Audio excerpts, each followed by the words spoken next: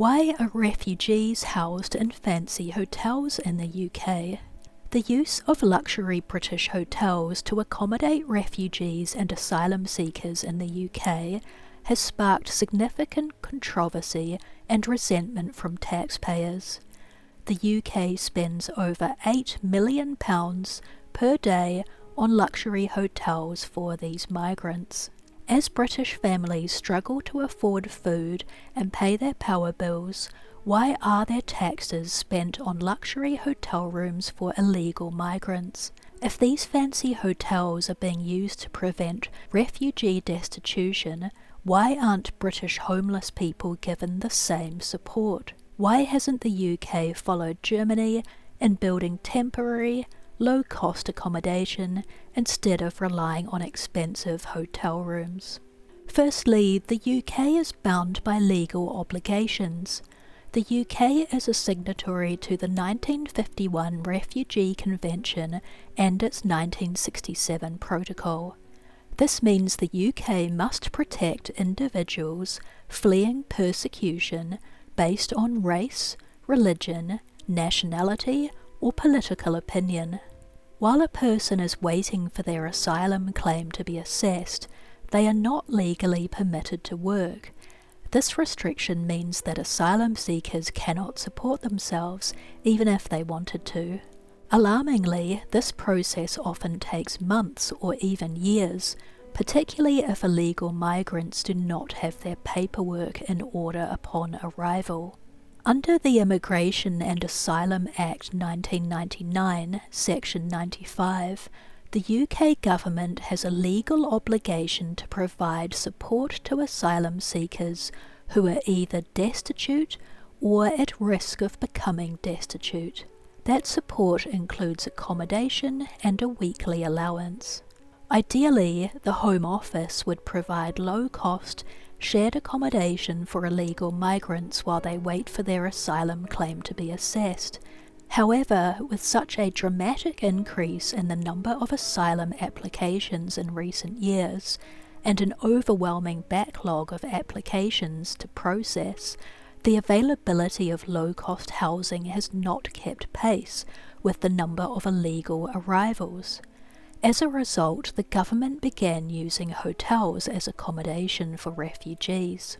Detailed records of annual asylum seeker applications to the UK only began in the late 1970s, so it's not clear how many asylum seekers arrived in the 50s or 60s, but the UK recorded 1,500 asylum applications in 1979. Compare that to the year ending at March 2025, there is currently over 109,000 asylum seeker applications waiting to be processed. The number of appeals has also grown significantly. Back when the Refugee Convention was signed in 1951, it applied to a relatively small number of people displaced by World War II. In 1956, during the Hungarian Revolution, a few thousand Hungarian refugee families arrived at Dover. Hungary is a European Christian nation with similar values to those of the UK. These Europeans were able to assimilate without causing significant disruption or financial burden to their host country. The Refugee Convention was signed over 70 years ago for this purpose. Today, the UK faces a vastly different reality, with over 100,000 asylum seekers waiting for their claims to be processed. Today's refugees are not Europeans from Christian backgrounds. The majority of refugees today are males from Muslim nations, often with little or no formal education. Many are illiterate and struggle to read English or assimilate into British culture. Often these men are fleeing their home countries due to criminal convictions and drug addictions. In Muslim-majority nations, there are strict penalties for drug addiction and harsh punishments for criminal offences. This drives these men to seek asylum in Europe, where legal systems are perceived as very lenient in comparison. So why are British homeless people not housed in fancy hotels? Surely homeless British citizens and families should be housed in hotels also to prevent destitution. What about British military veterans who served their country but fell onto hard times after retiring? If they paid tax for most of their lives, wouldn't they deserve preferential treatment over a man arriving illegally in a dinghy who has never worked or paid tax in the UK? The reason for this is these situations fall under different legal frameworks. Asylum seekers are the responsibility of the Home Office, which has a duty to prevent their destitution under immigration law. Homeless citizens, including British families with children living in cars, fall under local authority jurisdiction. They are supposed to be supported under legislation such as the Housing Act 1996 and the Homelessness Reduction Act 2017. Unfortunately, the funding and resources available for these families is scarce.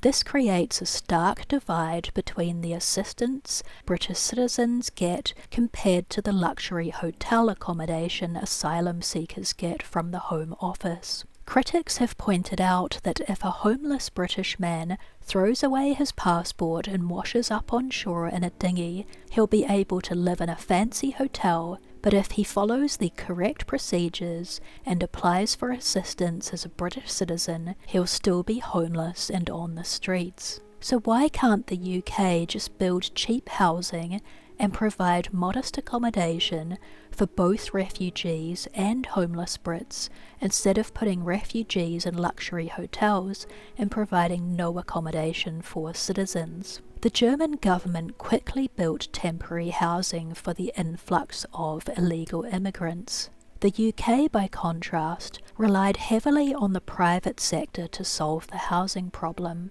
The UK relied on outsourcing to private contractors. Companies such as Serco, Mears, and Clear Springs are paid by the Home Office to manage asylum accommodation. These firms claim they use hotels because hotel rooms are available now and require no upfront investment, unlike constructing temporary housing, which requires land and planning approvals. However, critics believe this is just an excuse. Private contractors like Serco, Mears and Clear Springs have earned hundreds of millions of pounds from government asylum accommodation contracts, turning the housing of refugees into a highly profitable business. Graham King, dubbed the Asylum King, has amassed a fortune valued at over £1 billion through his firm Clear Springs Ready Homes, which provides housing for asylum seekers under lucrative Home Office contracts. Catering companies and immigration lawyers supporting refugees have similarly profited. Legal aid payouts for asylum-related cases topped £70 million over 5 years, and many lawyers have been accused of stringing out claims to maximise taxpayer-funded fees.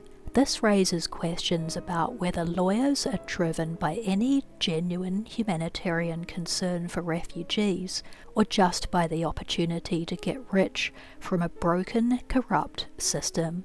Regardless of your opinion around whether the UK should accept refugees from Africa and the Middle East, the British system is deeply corrupt, and it has allowed accommodation providers and lawyers the opportunity to profit immensely by abusing taxpayer funds. Meanwhile, British families are getting poorer and poorer, and children are suffering, all because dishonest people are taking advantage of outdated legislation that was written over 70 years ago. Stay strong.